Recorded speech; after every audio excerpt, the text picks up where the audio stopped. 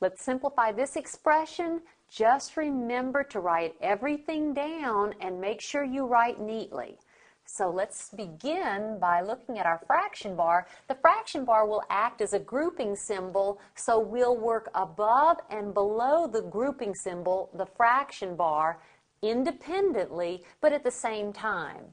So let's concentrate on the numerator. Notice I have a set of parentheses here, so I'll work within this set of parentheses. That will be 6 times. And then what is 7 minus 9? 7 minus 9 is negative 2. So that's negative 2, still cubed, plus negative 2. At the same time, we'll work in the denominator.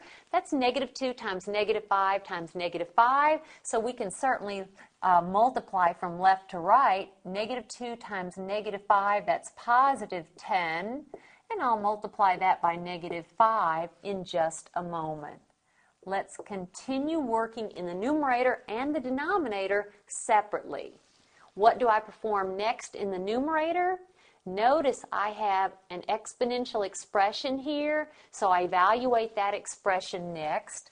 That's 6 times, this is negative 2, that quantity cubed, so it's negative 2 times negative 2 times negative 2. Negative 2 times negative 2 is 4. 4 times negative 2 is negative 8. 6 times negative 8. And then I still have plus negative 2. Let's finish in the denominator. What is 10 times negative 5? That's negative 50. And now let's continue in the numerator. 6 times negative 8. Well, 6 times negative 8, that's negative 48. Notice I am multiplying before I add. Remember order of operations.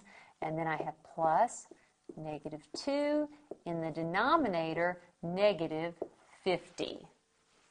So in the denominator, I now add, or excuse me, in the numerator, I now add these two numbers. I'm adding two numbers with like signs. Once I add, I have negative 50, and I have negative 50 in the denominator. And so negative 50 over negative 50, now I divide, and that simplifies to 1. This expression simplifies to 1.